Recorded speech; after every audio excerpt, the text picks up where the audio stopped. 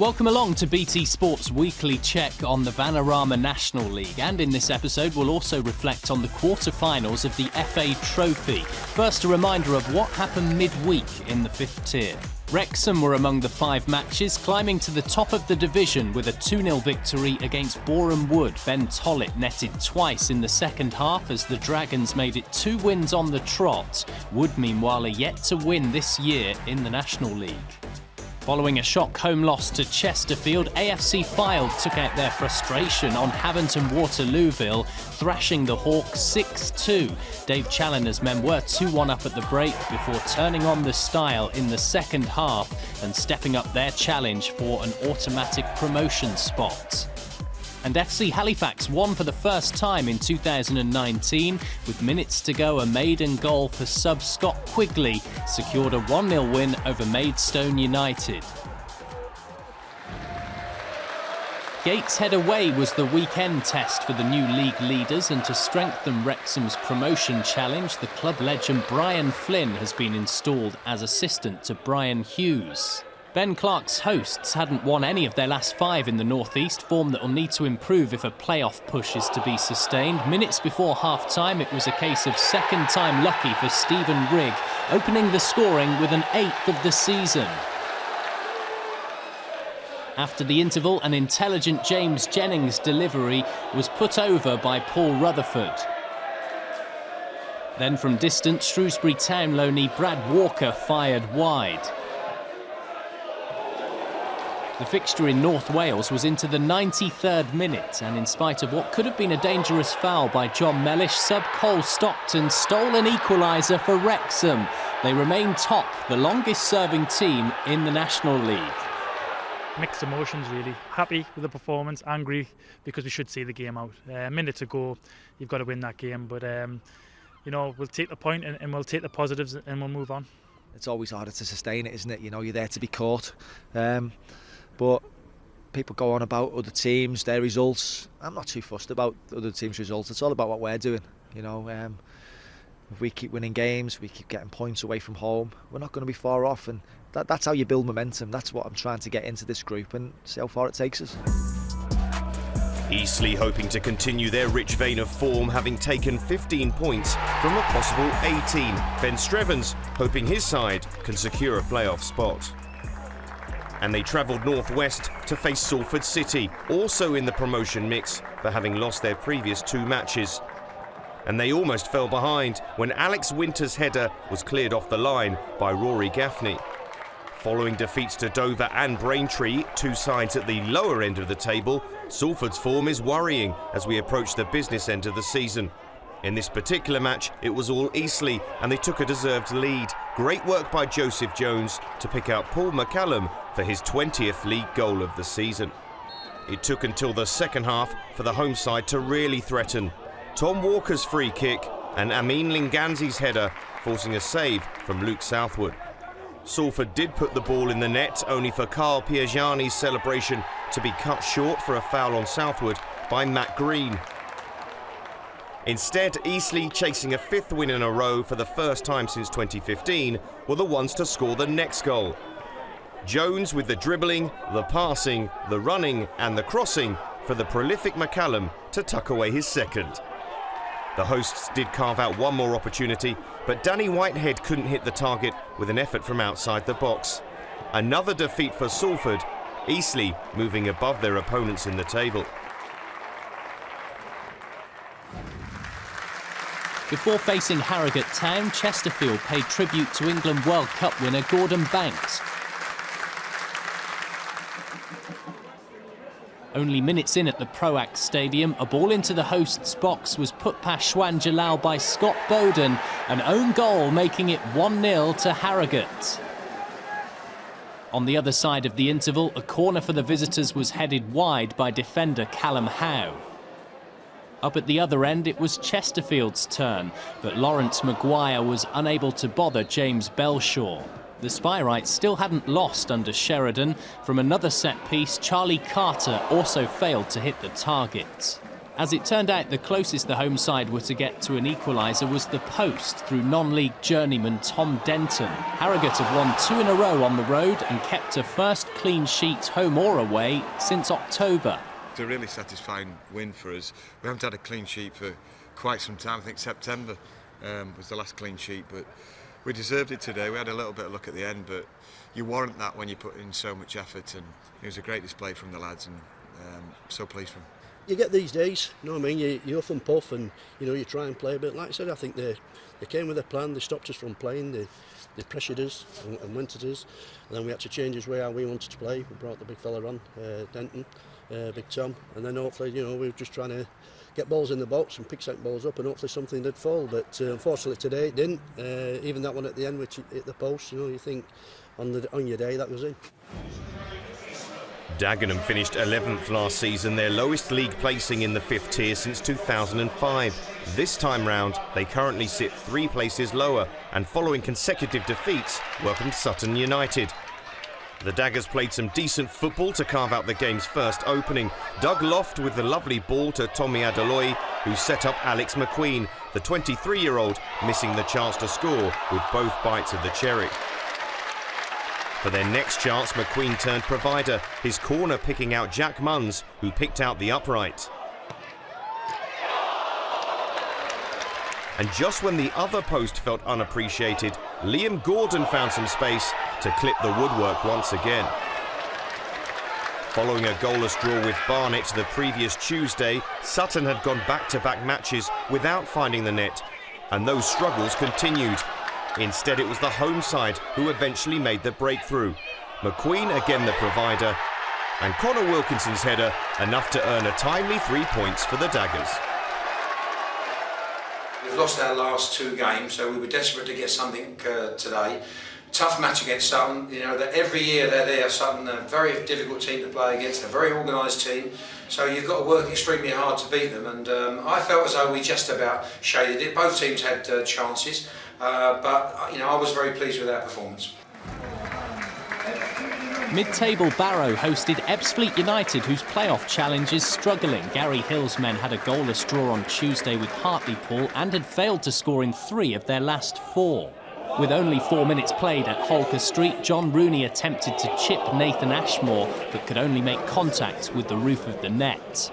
Ian Evert's men did then put the ball in the back of the net through Josh Kay, but the goal was ruled out for offside.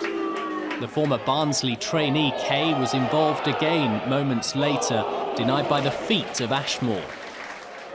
Goalless then into the second period, Ashmore fancied himself as provider, and after excellent control, Corey Whiteley flashed wide for Fleet.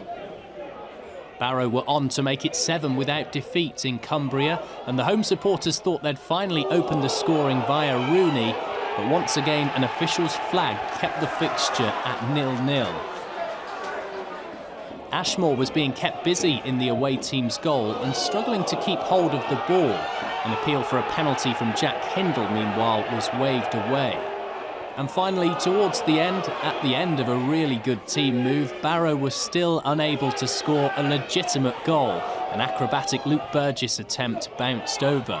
For Ebbsfleet, it's another game without a goal. Barrow have lost only 1 of their past 14. Hartlepool United were unbeaten in 4, hosting a Bromley team that were aiming to make it 3 without defeat in the 5th tier. From a long throw half an hour in, Mark-Anthony Okiye was surprisingly given ample time in the area, lashing past Scott Loach to give the visitors the lead 1-0. It'll be difficult for Neil Smith's team to improve on last season, coming 9th and winning the FA Trophy final. Right on half-time, a Frankie Sutherland ball over the top was really stylishly controlled and put into the net by Luke Coulson, surely the goal of the weekend in the National League. It is only Coulson's 2nd of the campaign. In added time, Bromley could have been 3 up, but Loach was able to deny Omar Bagil, and the double goal scorer last weekend, JJ Hooper, fired over. Then after the interval on a Six Nations weekend, the Ravens put the ball over the bar again, this time through George Porter. In the 94th minute, a Pool's free kick resulted in an opportunity outside the area for top scorer Liam Noble. But his 13th of the campaign wasn't enough to stop Bromley, making it 4 unbeaten on the road, the club's best run of the season. I'm not going to make an excuse. I thought Bromley came with a game plan. I thought they were really good. I thought they put us under pressure, asked us questions. Today, we didn't quite have the answers to it. Aldershot travelled to Essex desperate to end a club record winless run. The Hampshire side had played 18 matches since their last win, notably a 1-0 victory over Braintree back in early November. Braintree had only won 3 games themselves during that period, and after their ex-player Rhys Grant dragged a shot wide early on, they had more defending to do as Ben Killip was quick off the mark to keep out Regan Booty. With both sides in the relegation zone, the game was crying out for some inspiration, and it came in the second half via the determination and accuracy of Grant, who found the net against the club he left as recently as November. Scott Rendell later shown red following a disagreement with the assistant referee, but Aldershot ended their miserable run while Braintree remained rooted to the bottom. To sum it up quite easily would be, I think Aldershot turned up today, and unfortunately we didn't. From a mentality perspective, they were good today. The game was a poor game, but from a mentality perspective, Aldershot were at it and we weren't. It was quite disappointing, especially with the form of the last 3 games. York Road hosted 2 clubs that caused upsets a week ago. Maidenhead United defeated Leyton Orient, and in front of joint owner David Beckham, Dover Athletic got the better of Salford City. The visitors came close to taking an early lead in sunny Berkshire, but from a set-piece, Mitch Brundle's half-volley on the turn was superbly kept out by the experienced Carl Pentney. Still inside the opening quarter of an hour, Maidenhead attacked at the other end. Adrian Clifton latched onto a long ball before cutting inside and seeing his shot deflect past Mitch Walker. 1-0 to the Magpies, and for Clifton, 5 goals in 6 games. Alan Devonshire's team had won their previous 2 matches 1-0. Shortly after the opener, Sam Nom's resilience out wide led to another opportunity for Clifton. But on this occasion, the Montserrat international was denied by the woodwork. On the other side of the break, the hosts had more chances to double their advantage against an opponent that had lost 2 of their last 3. Ayo Obelay was stopped by Walker, and set up by Clifton, James Akintundi smashed the ball out of the ground. It was then over to one of the Maidenhead substitutes. Harold Odomati drove at the Dover defence, prevented from making it 2-0 by the busy Walker. With darkness beginning to set in at York Road, Odomati powered forward once again, setting up another sub, Mike Fondop, who also failed to hit the target. Maidenhead take victory. The 1-0 specialists are now 5 points clear of the relegation zone. Since the turn of the year, really, we've been very good. We've been very good. We've got a lot more steel about us. We're hard to beat. The only thing lacking probably was the second or third goal we definitely deserved. It's more important to us to stay in this league and accumulate as many points as we possibly can. We've picked up 3, 6, 9 points on the bounce now, and it's about keeping that run going. We've got a hard trip on Saturday, obviously, to Fylde, but it's one we're looking forward to. Halifax had found themselves looking over their shoulder in recent weeks, but had slightly lifted the mood with a 1-0 win at second from bottom Maidstone prior to the visit of Havant and Waterlooville.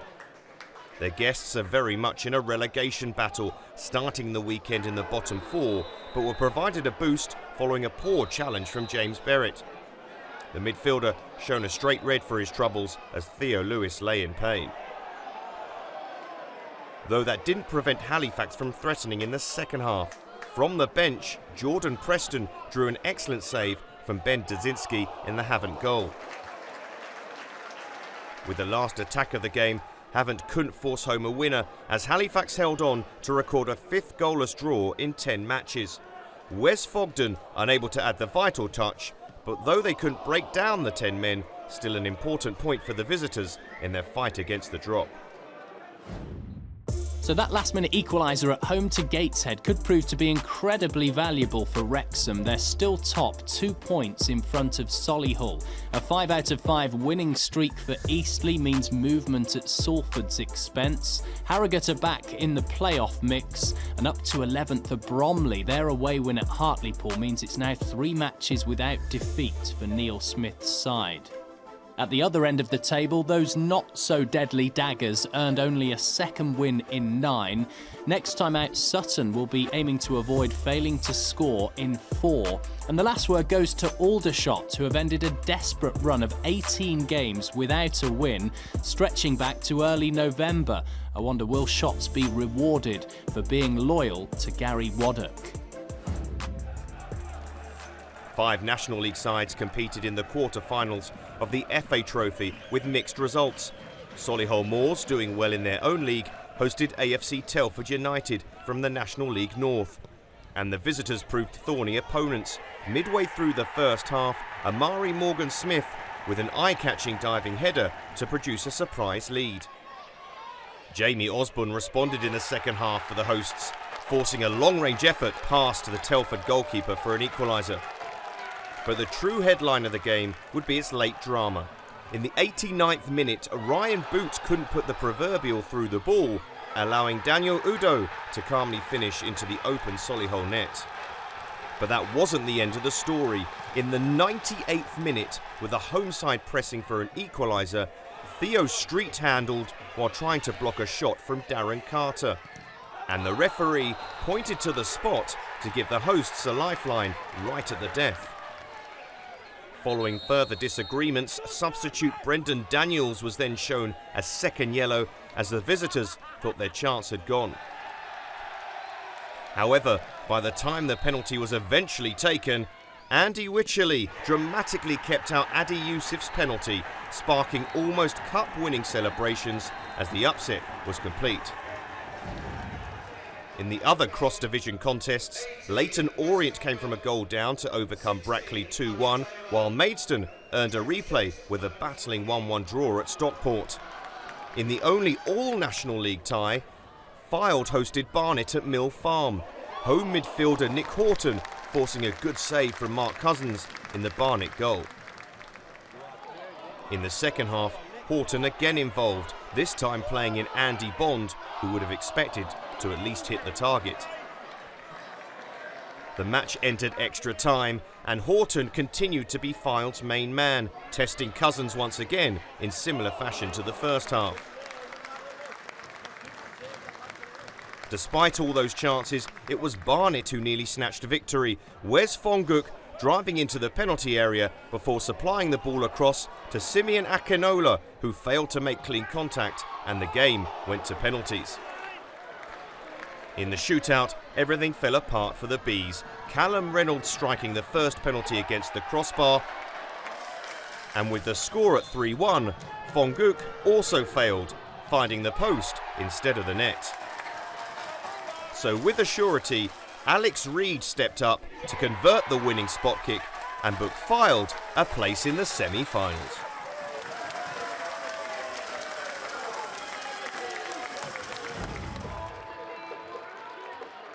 In the National League South, playoff-chasing Dartford hosted table toppers Woking, with the home side unbeaten in their previous 6 matches at Prince's Park.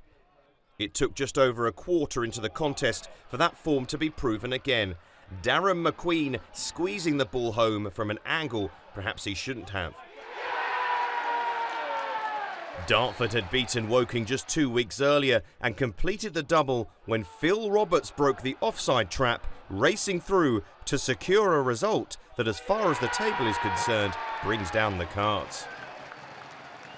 We've played against top of the league at the start of the game, and I think our keepers had 1 save to make in the last 5 minutes of the first half. So to play against a team like Woking, that obviously since we beat them last time they've been on a good run, and they've had some players back from injury that are very strong at this level, and we've really performed well. And like I say, not only am I really pleased with the result, but the way that we've actually gone about our business today, and potentially could have scored 1 or 2 more on a counter-attack towards the end of the game.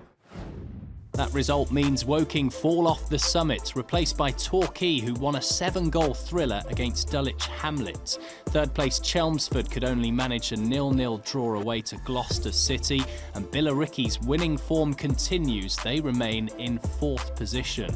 Up in the north, Chorley remain top despite losing to Ashton United. Third place Spennymoor sit 1 point behind the top 2 but have a vital game in hand. And playoff hopefuls Bradford moved up to 5th, beating Chester 2-0. Now on Saturday, the bulk of BT Sport's National League team will be in the West Midlands with Solihull Moors clash against Maidstone United live on BT Sport 1 and 4K UHD. Tim Flower's Moors have got to get over their FA Trophy disappointment quickly to keep up with in-form Wrexham, who will have played Chesterfield prior to kick-off. That's it from us this time. We'll leave you with some of the best goals scored over the weekend in the Vanarama National League. Goodbye for now.